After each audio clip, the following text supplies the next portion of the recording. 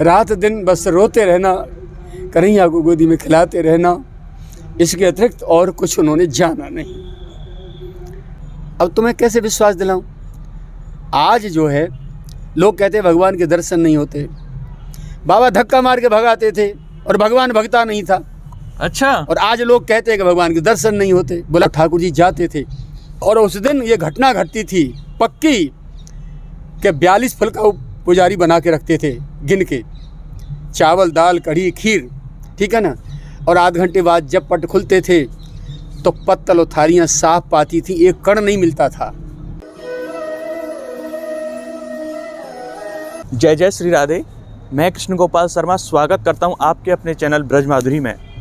भक्तों, आज हमें श्रीधाम गोवर्धन में ये जो स्थान है वो गिरिराज जी की तलहटी है और ये एक बहुत ही सुंदर दिव्य स्थान है। और यहाँ पे एक ऐसे संत हुए थे जिन्होंने भगवान का सानिध्य प्राप्त किया। श्री कृष्ण भगवान उनकी गोदी में खेलते थे। शंकराचार्य का पद भी उन्होंने ठुकरा दिया। ऐसे कौन से संत थे और उनकी भजन स्थली के दर्शन आज हम आपको करवाएंगे। तो दोस्तों आइए चलते हैं उस स्थान पर और जानेंगे उनके बारे में। राधे राधे। बाबा, हम जहाँ स्थान पे जा रहे हैं वहाँ से कितनी दूर है? ये बराबर में ये बाबा पंडित बिया प्रसाद जी महाराज की समाधि यही 56 भोग शिला है। अच्छा। 56 भोग शिला तो ये इनको बात विशेष लगाव रहो बाबा को।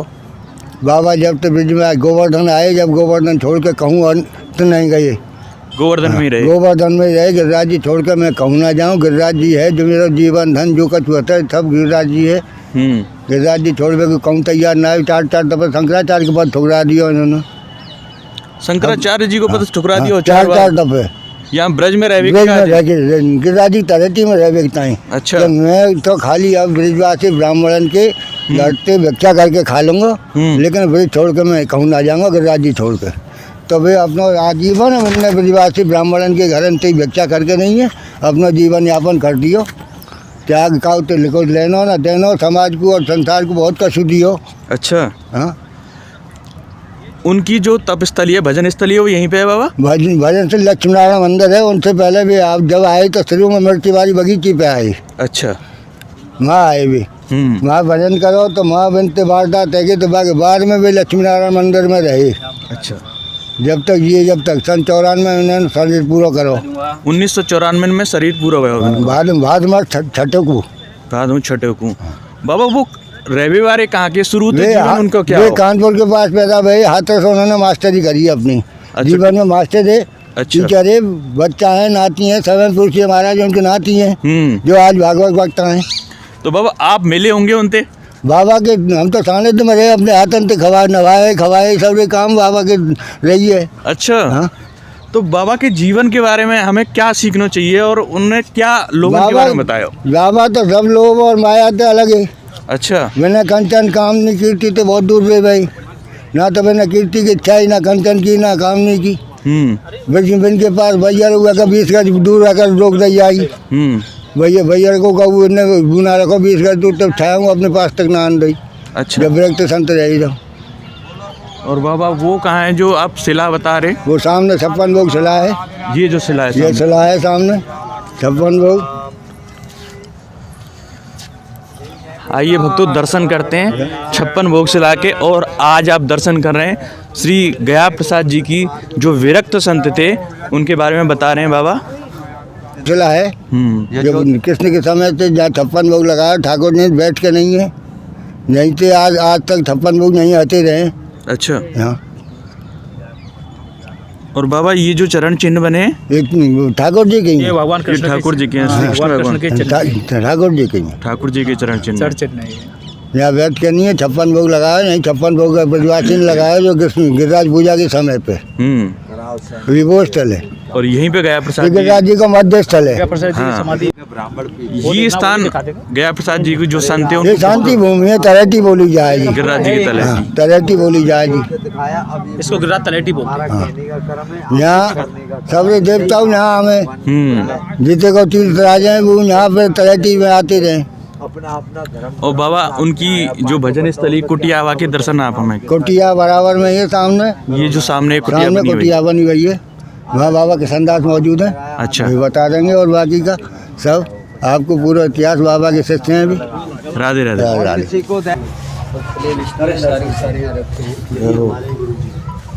ये आपके गुरुजी हैं। आओ जय हो बाबा।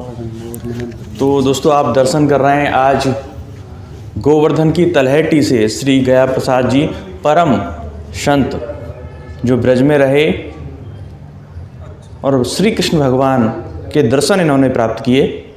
बहुत ही सुंदर कुटिया यहाँ पे उनकी बनाई गई है। समाधि स्थल है, गोवर्धन की तलहटी में ये स्थान पड़ता है। जय हो। बहुत ही शांति का अनुभव यहाँ पे है।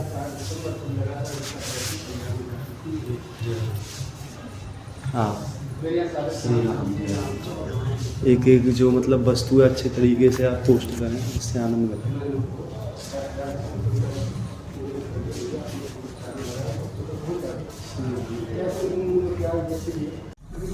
तो भक्तों हम हैं गया प्रसाद जी जो विरक्त संत थे ब्रज के, उनकी समाधि पर और उनके परम शिष्य श्री कृष्णदास बाबा हैं। राधे राधे बाबा। जय राधे भैया। बाबा सबसे पहले तो हमें गया प्रसाद जी जो संत हैं उनकी जीवन शैली, उनका जीवन कैसा रहा उसके बारे में बताएं। भैया बाबा की गोद में बालकाल से खेलने का अवसर मिला है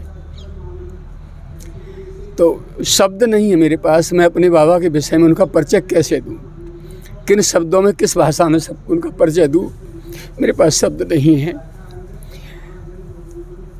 बस इतना ही है कि बाबा सचल गिरिराज थे, कन्हैया उनकी गोद में खेलते थे और बाबा में इस विश्व में सृष्टि में जितने भी आध्यात्मिक सद्गुण बस बनाए हैं शास्त्रों में, एक भी ऐसा नहीं था जो बाबा से अछूता रह गया हो, जो बाबा में न हो, और एक भी दुर्गुण ऐसा नहीं जो बाबा के रहने के परिसर में भी उसने छाया छुई हो।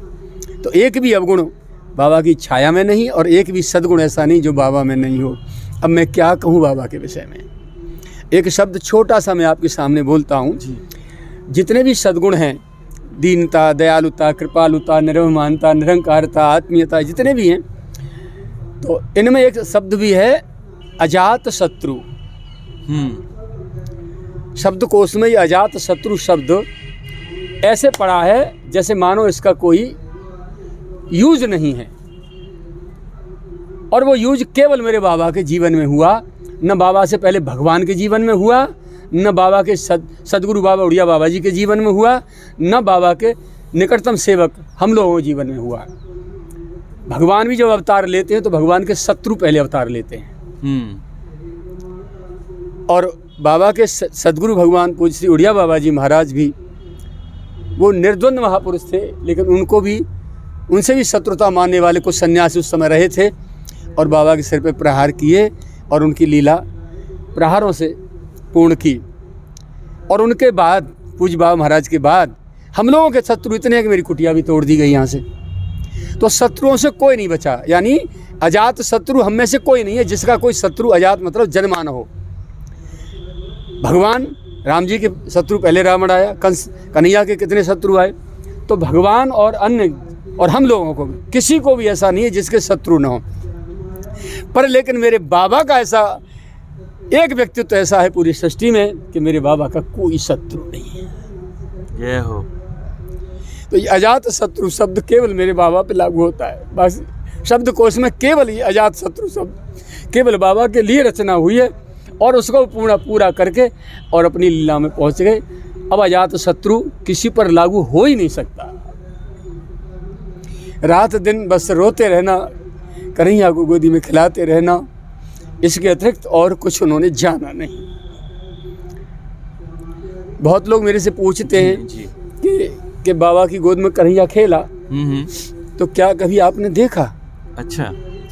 तो मैं उनसे यही कहता हूँ कि जब आपके घर में आपके परिवार के पुरखाओं से, माता पिताओं से, दादी दादाओं से मिलने के लिए कोई अतिथि आता है तो क्या आपके बच्चों को उसका दर्शन नहीं होता? जब घर में आपके चौपार पर बैठा है या घर में कोई गेस्ट बैठा है तो क्या बच्चे नहीं देख पाते उसे? बिल्कुल देखते हैं ना।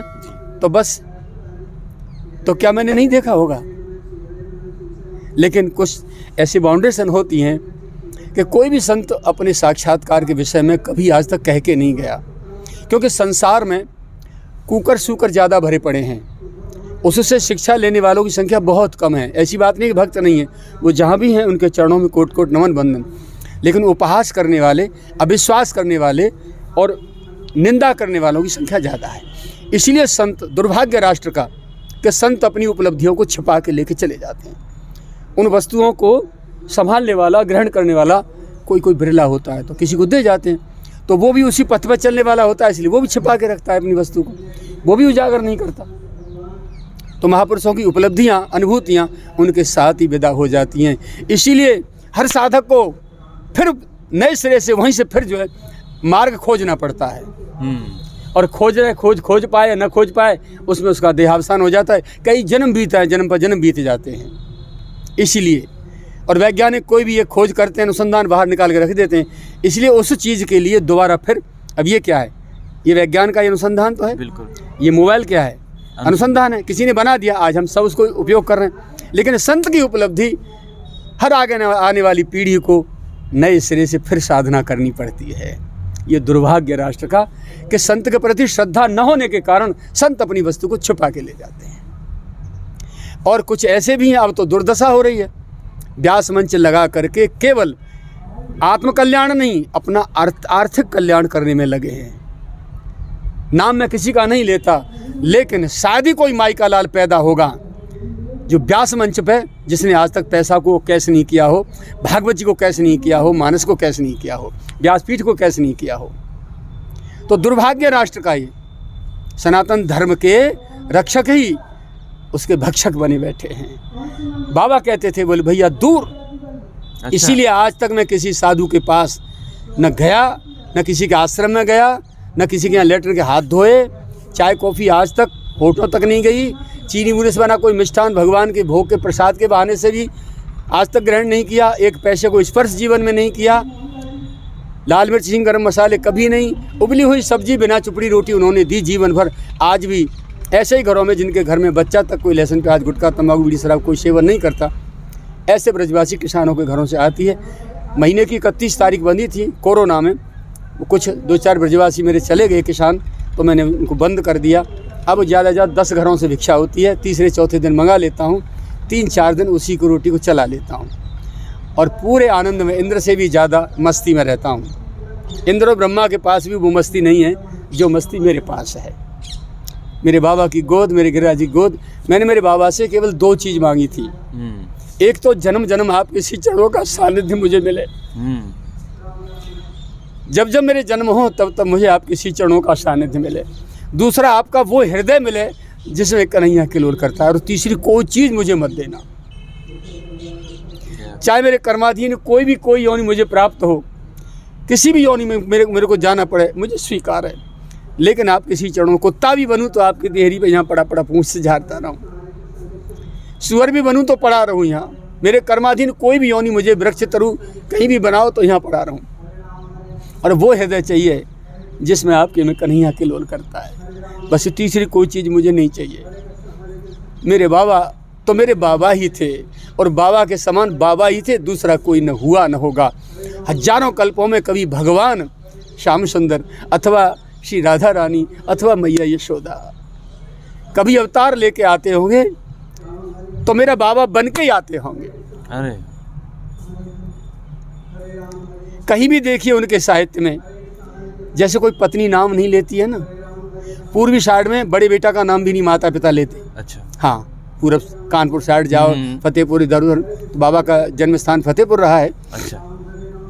तो वो इनके लिए जीवन, इनके लिए, ये तो ऐसे हैं, तुम आशीर्वाद दो, अभी छोटे हैं, इनमें बुद्धि ना है, हैं जी, उठपटांग काम ना करो करें, इनमें बुद्धि आ जाए थोड़ी सी। ठाकुर जी के लिए बोलते थे बाबा। अच्छा। इतना लालन पालन कि इनके लिए आप इस YouTube चैनल को मेरे को सुनोगे तो बाबा के विषय में विस्तार से आपको अच्छी तरह जानकारी होगी। बाबा के ग्रैंडफादर से उठाया है जीवन चरित्र, अच्छा। 2 से 12 दिन लगातार बोला है और अभी कुछ शेष रह गया है तो वो बोलेगा। और उपदेश वाणी अभी भी चल रही है, सुबह बोलता हूँ। उनके सदगुरु भगवान उड़िया बाबा जी का भी बोला है 140 दिन जीवन चरित्र, और उपदेश उड़िया बाबा जी के 105 दिन बोले हुए मेरे इस संत श्री गया प्रसाद जी कृष्णदास साधना चैनल पर सुरक्षित उपलब्ध हैं। प्लेलिस्ट में आप सुन सकते हैं। महाराज जी, बाबा से जुड़ी कोई कथा ऐसे सुनाओ कि भगवान श्री कृष्ण से जुड़ी हो, कोई आपने जो महसूस करी हो। भैया महसूस नहीं, महसूस ही महसूस है। अच्छा। हाँ, एक एक क्षण का पूरा जीवन आज तक महसूस है। नहीं, प्राणांत नहीं हो जाता। मैं किसी के सहारे तो जी रहा हूँ या क्या है, जंगल के सिवाय कुछ नहीं। मैं पैसा छूता नहीं, बिना पैसे के लोग कहते हैं हमारा जीवन नहीं है। मेरे पास पैसा आ नहीं सकता और मैं ये मांगता हूँ, जो भक्त आते हैं पैसा देने की कोशिश करते हैं, भैया किसी जन्म में मुझे ये न मिल जाए, आप आशीर्वाद दे के जाओ, इसको जेब में रख लो। तो बाबा का जीवन तो बाबा का है। और कन्हैया तो रात दिन गोदी में खेलता रहा बाबा के। अब तुम्हें कैसे विश्वास दिलाऊं? आज जो है लोग कहते हैं भगवान के दर्शन नहीं होते। बाबा धक्का मार के भगाते थे और भगवान भगता नहीं था। अच्छा। और आज लोग कहते हैं कि भगवान के दर्शन नहीं होते, बुलाने पर नहीं आते। हट हट मोसो मंदन है, ऊधम मत करे, चल हट हट। क्या क्या ऊधम है? लक्ष्मी नारायण मंदिर में निवास था। कई बार बाबा ठाकुर जी से कहते थे, लाला कन्हैया देख, मैं तो भाई विरक्त फक्कड़ बाबा जी हूँ, तो मैं तो न कोई संग्रह कर सकूँ, न कोई बाहर की चीज़ खा सकूँ। रूखी सूखी ब्रजवासिन की उबली हुई सब्जी, बिना चुपड़ी रोटी, मेरे यहाँ तो यही मिलेगा। और तेरे मन में तेरी जीव खराब है रही हो, तेरे मन कर रहे हो माल खाए देखो। तो लक्ष्मी नारायण में आज मंदिर में उत्सव है रो या खाया। तो आप सीढ़ी पर खड़े हो जाते थे, प्रतीक्षा करते थे जा, और ठाकुर जी जाते थे। और उस दिन ये घटना घटती थी पक्की कि 42 फल का पुजारी बना के रखते थे गिन के, चावल दाल कढ़ी खीर, ठीक है ना।